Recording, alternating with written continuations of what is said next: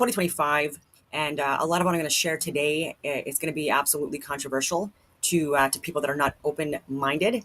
I would say, and so I'm going to start with some of the posts that I put on social media on my Instagram first, and then I'm going to head on over to X because it's circulating so um, widely that I think that coming from a different perspective, I think it's important. And I just wanted to give my background again for those of you who don't know me.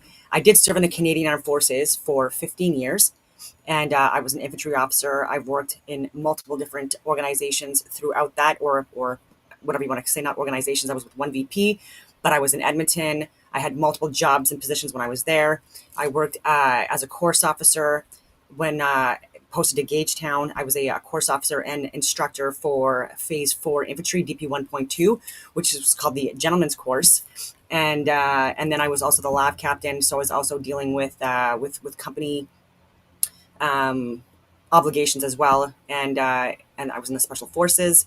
I was Brigade G3 Ops, and I was G3 Operations Officer for 17 reserve units throughout the entire province of Ontario. And when I released, I was working immediately with multiple different levels of government and private security, etc. And so from 2016 onwards, some examples of contracts I was doing was I was working with 360 Secure. I was doing contracts for Standing Rapid Deployment Team courses for people within global affairs, people from CBSA and DART, and law enforcement. They were also involved in this training. It was a big course, and I did executive protection for the heads of the Bank of Canada. I've done it for people like Justin Trudeau, like I've mentioned before. I've worked with and around people within the special forces in various different capacities. Again, this is post-military and wildlife preservation officers. Again, multiple levels of government and and more. So, as a female, giving the female perspective on this, I think it is important, especially since there's been a huge push on hiring people that I would consider to be woke DEI hires, and and they are taking the spots of people that are more qualified for the job, respectfully speaking, and because of this, it's not helping anyone. So it's not helping the people that are hiring because they're not setting them up for success at all, and they're being put in situations that they can't handle. But we're also doing this at the expense of people that are way better suited for the position. And I'm going to give examples of that. But before I do, I just want to share yet again the staff sergeant and her comments regarding extremism being linked to being traditional or holding traditional values. And I did get a little bit of pushback, not much. Like most people obviously support what I was saying about that, how this is a dangerous precedent, and it induces fear in people to think that because they hold traditional values, or that if they voted conservative, they're like, "What now? Am I a target?" For massive overreach from law enforcement officers or people that are doing surveillance on certain people. And so I just wanted to share my comment here. I can't even see it, but anyways, I'm just going to put the post up. Anyways, holding traditional values is not being an extremist. So to try and connect the two together is disgusting. This justifies putting us on lists, just like the Freedom Convoy era. So I'm talking about persons of interest, provides government with massive overreach against innocent people. So during the Freedom Convoy era, as soon as they declared the Emergency Act, which was deemed unconstitutional and unlawful, over like 2 years later, finally, at least justice was finally awarded. I guess you would say, and it was Judge Mosley, I believe, was the one that made that decision. And he's a hero, and so since then, there's been a lot more people taking a look at the Emergency Act and why it was declared, etc. But because of the Emergency Act being declared, there were people that were targeted as persons of interest, not technically criminals, but there was massive overreach. So bank accounts frozen, people being targeted, and so much more. And because they were considered to be persons of interest. And so they can justify, even though despite the fact that you're not a criminal, they can still, again, put you on lists and survey you unlawfully, uh, been using that as a justification. I hope that's making sense. Again, I'm a little bit flustered because I was trying to look for a video of an interview that I did in 2019 on Global News, and it was a guy from the reserves that he was allegedly tied to the Proud Boys, and people that were on that I guess you would call it like that news fake news media, but part of that news segment, they were completely saying that, basically slamming the Canadian Armed Forces and saying we're all a bunch of white supremacists, etc. And I was on the opposite side of that, and I was giving my own examples of how like these need to be isolated cases that are looked into if this is in fact the case, and by lumping everyone into the same bubble or group is not helping people. And again, it's not serving people in the Canadian Armed Forces who are heroes or people that are of service. And again, people that have fought for the rights and freedoms for Canada for generations, right? And it's also just again, it's a stigma, and it's unpatriotic. And I really do hate the fact that in America, at least they are proud of their military, and in Canada, we always get slammed by people, and it's always these entitled, privileged Karens or people that see racism or sexism where it doesn't exist. That are the ones that are screaming from the rooftops, and these are not the people that are of service. These are not people on the front lines or the paramedics or the or law enforcement, etc., that are having to manage real friggin' issues that Canadians are dealing with, and it's just frustrating. And so I know that that now there are a lot more people that are speaking out on this, and I think rightfully so. And again, it's coming from people that are still serving law enforcement or former law enforcement that again are condemning this. And so I'm just going to get into this. Is from Ron Chisner, and he's former law enforcement. And this is his take on this. Believed in equal gender rights, but all of a sudden are leaning towards like traditional values, and that might be a sign that they're becoming more extremist. You know, it's not what you said, it's how you said it. In this particular case, it's not how you said it, it's what you said. We know for a fact, this is not even debatable, that a healthy family is the strongest mitigator of a multitude of risk factors to develop a healthy lifestyle, both in some lenses of not being a criminal, not being a victim of a crime, and generally living a healthy life. And what we see here is we see our national police force utilizing the most basic concept of every religious group, that a strong family is a strong community, and that's what's good for all of us. And this is passed down through thousands of years of different cultures into us.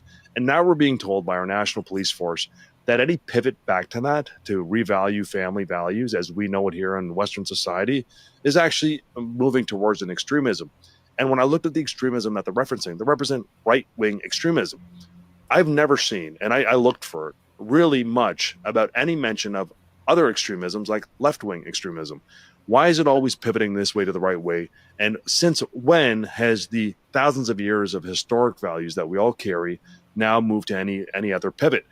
I'd like to see the science and the evidence to say that we should be going the other direction, because I'll tell you what, it doesn't exist. And for those that have the length of time, 10, 15 years where studies are done, I can tell you that they say that these are not healthy avenues or path.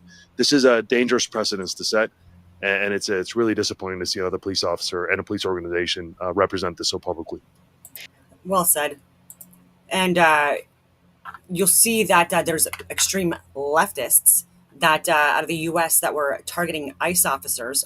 I believe there was 10, and again, these are extremist radicals, and so there's no moral high ground here, and so we have to address extremism and radicalism, these isolated cases, for what they are, and manage that. And so for people that are still pushing this right wing extremism, when we're seeing way more violence on the leftist side, I'm not saying liberal or Democrat at all. I'm saying like the radicals, people that are being brainwashed and propagandized by fake media. It's absolutely disgusting. And an ICE officer, again, someone on the front lines, was shot in the neck. Okay, so this is attempted murder. These people are radicals, and they should be put away in jail for life. And is that being reported on the Canadian news? Absolutely not. Yeah, so non-binary RCMP official defense comments linking traditional values to extremism. Of course she's going to defend it.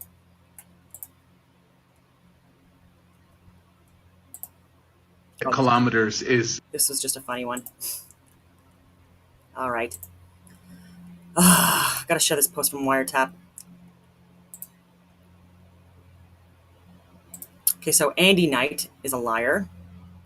He was awarded a grant by the Department of National Defense, DND for short, to investigate white supremacy in the Canadian Armed Forces in 2023, and has condemned the heroic Freedom Convoy in the past. how is this clown getting money and power in our country if he hates the people who fight for his freedom to be an asshat? And so I'm going to share that now from Twitter so you can see the friggin' news report.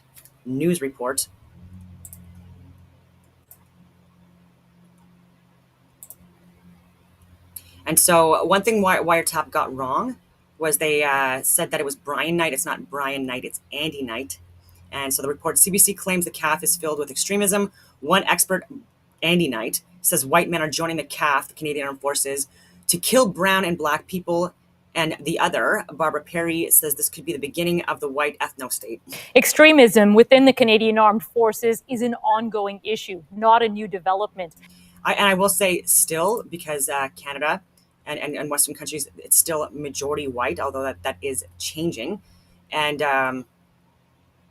so the odds of there being more white people in the Canadian Armed Forces or in law enforcement or doctors or et cetera, it's obvious just based on the demographics, to be clear. As Evan Dyer reports, there is growing demand for more robust action to deal with it. I would like to say that I'm surprised, but I'm not. Professor Andy Knight says his own interviews with radicalized Canadian soldiers and ex-soldiers done at the military's request convinced him there was a problem. There were some individuals that joined the military to learn the skills. You know, one individual said that he joined the military to learn how to kill brown and black people. Police say the four men were... So if that was actually said, and like I mentioned, the last name is on the uniform. So if that was actually said to this guy, why is this not being reported and investigated? So this is what I mean. I don't believe this guy. This guy is paid to lie and play the victim. Seeking to create an anti-government militia and aim to seize and hold a parcel of land. So and now they're classifying people that are and again, there's still investigations that need to be done, obviously.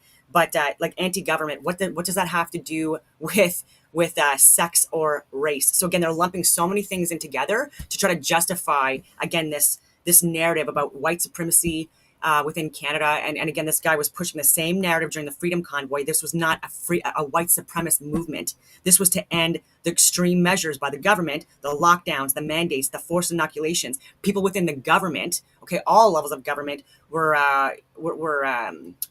I would say, like victims of these mandates and lockdowns and extreme measures.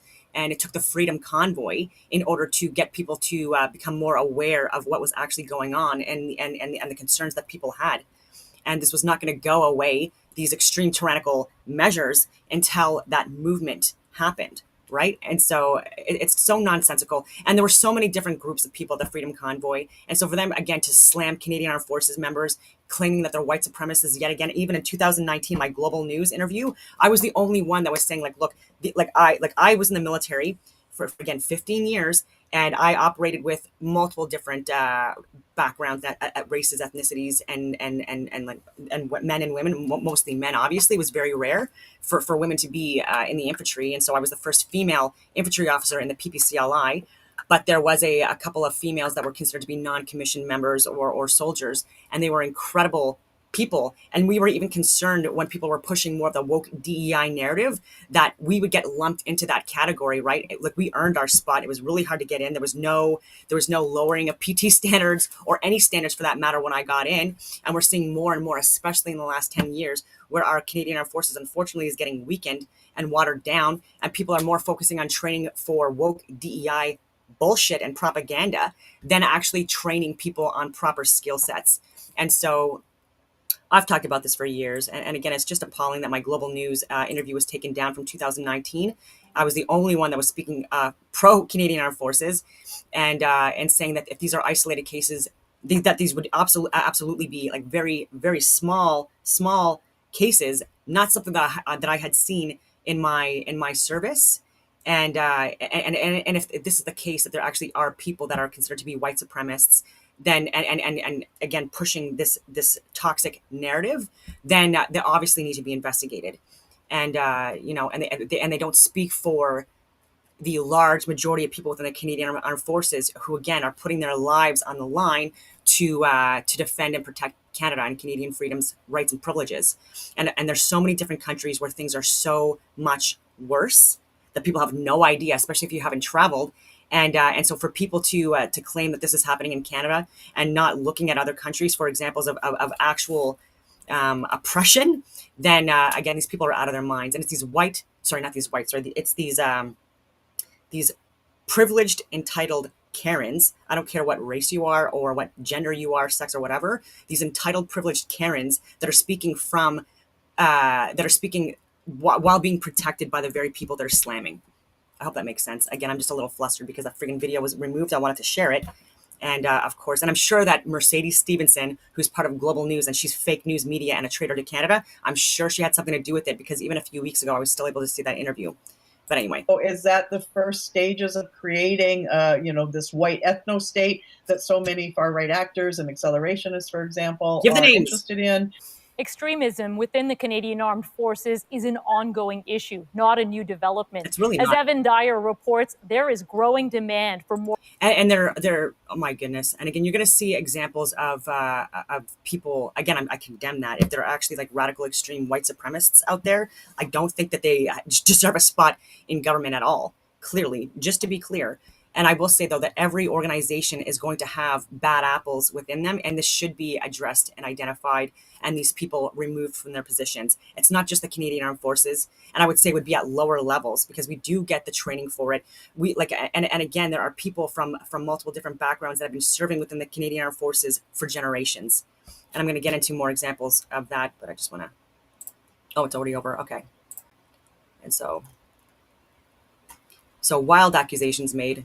And I'm going to get into my ChatGPT conversation right now. So Andy Knight, a political scientist at the University of Alberta, he's been actively involved in researching systemic racism within the Canadian Armed Forces. And so, if you're so biased and you have tunnel vision, and you're always going to find what you want to find, right? And I think this guy is lying. And I think it has to do with the fact that he's getting power, prestige, and he's getting a lot of money, like this grant I'm going to talk about, in order to push this agenda. And it's not helping Canada. It's not helping our Canadian Armed Forces. And it's further making people hate people within the Canadian Armed Forces. And it's disgusting when people are risking their lives, and people that I know personally that have died overseas. And again, they're getting slammed by these disgusting friggin' trolls. So in 2023, Knight was awarded a grant by the Department of National Defense, mobilizing insights in defense and security minds program to investigate the presence of white supremacy, radicalization, anti-Semitism, xenophobia, and anti-black sentiments in the Canadian military. His research aims to assess how deeply these issues are entrenched and to propose policy recommendations for addressing them. Knight's concerns were heightened during the 2022 Freedom Convoy protests in Ottawa, where reports indicated that some active military personnel participated. There are people that were law enforcement, there were lawyers, there were judges, there were nurses, there were doctors, people that had their licenses removed, and they were right, by the way, that were participating in the Freedom Convoy, and this was a peaceful movement. Okay, it's not like a lot of other protests that I've seen within Canada that were not peaceful and are not peaceful, and so again, this to me is just abhorrent. He noted that while former members joining such protests might be disillusioned, the involvement of active service members working against the Canadian state was particularly alarming. Against the Canadian state. Ridiculous. In his 2025 report, Knight highlighted that certain individuals clandestinely engage in supremacist practices and infiltrate the military to gain access to training and resources for a perceived race war. Again, this is fake news. If he's going to say this and he's going to give these examples, give names. Give names and have these people investigated, like I said in 2019. He also pointed out that discriminatory practices embedded within institutional structures favor white, male, and Christian identities rooted in Canada's colonial legacy. Knight's work underscores the importance of addressing systemic racism within the military to ensure a more inclusive and equitable environment for all service members. So it has to do with merit, by the way, and actually being able to do your job. And so again, this woke DEI push I think it's crippling our military and our law enforcement agencies, our fire departments, etc. And I know firsthand multiple white male Christians or atheists or whatever that have been refused work within law enforcement, within the military, within the fire department, guys that I know that were former CFL athletes, huge friggin' guys, over 6'1" guys with university degrees, bodybuilder types, again, guys that would be highly qualified for the job. And these guys were told that because they were white males, that they don't fit the criteria of the people that they want to hire now. So for the last several years, actually, there's been a lot of discrimination within these organizations, but it has been against white men, despite the fact that they make up the majority of the country still. And so this, to me, again, it's just frustrating because there's so much fake news and it's not helping us. And it's making it where Canada is being considered more of a threat internationally than, anyways, our reputation is being ruined. And so, and I'm going to give you examples of why this woke DEI push is not helping anyone, not the people that they're hiring, nor people that they're refusing to hire. And so again, I'm controversial on this, and it's fine.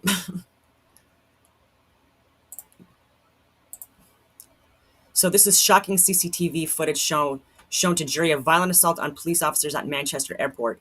So it is like just warning in advance.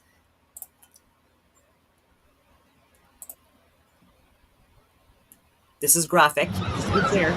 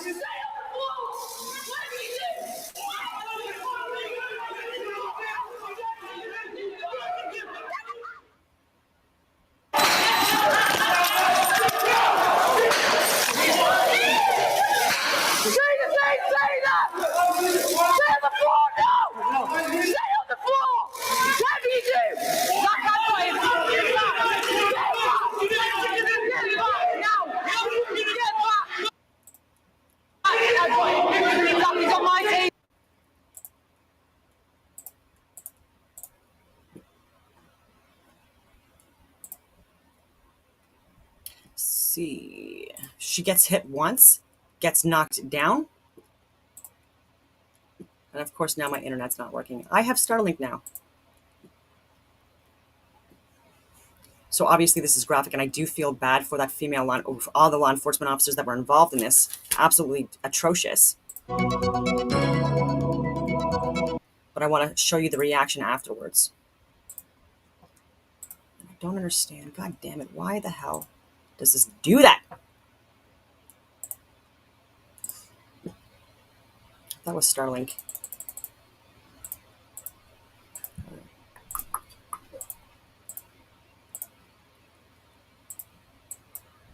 No, it's not allowing me to show it.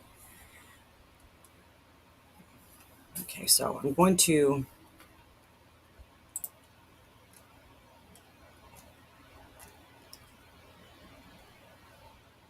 try again. Sorry for this.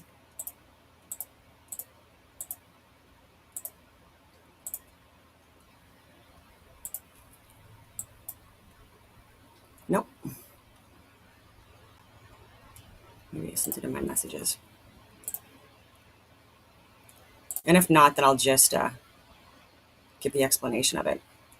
So that female that got punched in the face, she was knocked down immediately. And I do feel bad for her, but there is a video that I shared on my Instagram, so you can see it there, that she was freaking out and crying, and I understand why, but again, you're law enforcement, and she was like concerned about her face, etc. If you were like, and again, this is something where I think that she was put in this position as respectfully speaking, as a DEI hire. I'm not condemning the fact that she's trying to be of service for her country, but we are not setting her up for success. She didn't look like she had any tactical training skills, any other skill sets to actually disarm these guys or rather arrest them. And she got punched in the face. And again, she was out of the fight, right? So she's not helping the men that are trying to take these guys down. And she's clearly not helping herself either. And so the more we're pushing for people to be hired just to fit a quota. You're, again, I'll reiterate, you're not helping them. And again, these guys that I'm talking about, I can't name, but again, former bodybuilders, huge friggin' jack guys, former CFL players, guys that want to be in these positions, and they're getting excluded from these positions because they're white males. I guarantee you, those guys would have been put down a lot faster had more men like that been able to be hired. But again, we're talking about racism and sexism within the Canadian Armed Forces and the law enforcement, etc. I would argue, especially in the last 10 years, it's the opposite of what people are trying to share. And I do feel bad for her, but again, I don't think that she's qualified for the job, unfortunately. And I think, again, we need to relook at who we're hiring. And I'll reiterate, I do feel bad for her, but she was not set up, not properly prepared to be in that situation to begin with. I'm just going to try again. I'll go on my Twitter.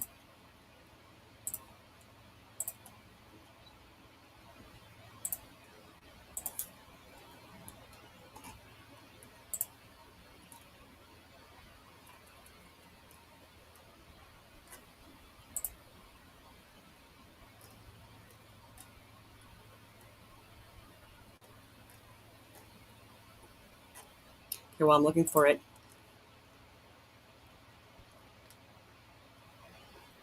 I did notice when I was looking for my my video from Global News from 2019, there was actually fake news that was reported on me from ChatGPT, and so I'm going to get into that as well. And I'm sorry I can't find the video, or sorry, pull up that video of the after effect of what happened at Manchester Airport. But I'm on Instagram, Don Dussault. You have to type my name out in full, and you will get a warning for following me or looking at my content. Spoiler alert in advance. Okay, so I asked, can you find my interview on Global News from 2019, retired Captain Don Dussault talking about racism in the Canadian Armed Forces? Wasn't able to locate it. And so Captain Dussault, oh yeah. However, Captain Dussault has publicly addressed issues of racism and discrimination within the CAF. In 2021, she provided testimony to the House of Commons Standing Committee on National Defence, highlighting systemic racism and discrimination in the military. Her insights contributed to broader discussions on diversity and inclusion within the Canadian Armed Forces. If you're seeking more information on this topic, I recommend exploring official parliamentary records or reaching out directly to Global News for archive material. So they said, however, Captain Dussault, so I wanted to be clear, Captain Dussault, first name question mark. The individual you're referring to appears to be Don Dussault. That's me. That never happened. A retired captain in the Canadian Armed Forces who has spoken out publicly about racism, harassment, and discrimination within the military. I have, and I'm saying there may be isolated cases, and these absolutely need to be addressed and investigated. But I'm saying, as a whole, this to me is fake media, fake news, and so. Yeah, just nonsensical to me. So if you are Don Dussault yourself, as indicated in previous conversations, then you're referring to your own 2019 interview and just telling me where I can access that old interview. I'm still going to take a look for it, but anyways, this is me being a troll. I am Don Dussault, and that is fake news. And so giving me more information on how to look at getting that information up. So legal recourse if needed. If the content is defamatory, you can pursue a libel or identity misuse claim with the help of media or a defamation lawyer. So if I'm going to take a look more into that, because if there are claims or people are trying to say that I gave testimony to the House of Commons Standing Committee on National Defence in 2021, like that to me is it's fake news, and I want that to be addressed. I don't want that on the freaking internet. Okay, and this is just regarding Andy White again, just because like again, this white supremacist bullshit, it really pisses me off sometimes. So I asked, how many white people died in the Civil War to end slavery, U.S. and Canada? How many white people died from Britain to end slavery in Africa? So the number of white individuals who died in efforts related to ending slavery, especially in the U.S. Civil War and British military actions, is significant. Here's a breakdown by context. So the U.S. United States Civil War, 1861 to 1865, total deaths. Union Northern deaths, approximately 360,000, including battle and disease. And the population wasn't approximately 400 million like it is today, ladies and gentlemen. This was a significant death toll. And then Confederate deaths, approximately 260,000. So total Civil War deaths to end slavery. And again, there was more to it than that, obviously, and I'm just going to get into this as well. But estimates vary, but anywhere between 620,000 and 750,000. So white Union soldiers who died fighting to preserve the Union and indirectly end slavery. While not all Union soldiers fought explicitly to end slavery, many fought to preserve the Union. About 360,000 Union soldiers died, the vast majority of whom were white. The Emancipation Proclamation of 1863 and the 13th Amendment, 1865, solidified the war's moral focus on ending slavery. Estimate of white Union soldiers who died specifically for abolitionist causes. Historians estimated 100 to 200,000 white Union soldiers were abolitionist, leaning or supportive of emancipation as a war aimed by 1863 onward. So Canada did not fight a war to end slavery within the borders. Slavery was abolished in Upper Canada and Ontario in 1793 and throughout the British Empire in 1833 via the Slavery Abolition Act. Canada's role was through supporting the Underground Railroad, though, and offering asylum to 30 to 40,000 escaped slaves. So where there were no known Canadian deaths in battle to end slavery directly, Canadians aided in the resistance to slavery by harboring fugitives and supporting abolitionist causes. Britain and the abolition of slavery. Britain abolished slavery in the empire in 1833 and spent decades enforcing abolition internationally. Royal Navy's West Africa Squadron, 1808-1860s, tasked with stopping the transatlantic slave trade after Britain outlawed it in 1807. Ships and crews, mostly white British sailors, intercepted over 1,600 slave ships and freed approximately 150,000 enslaved Africans.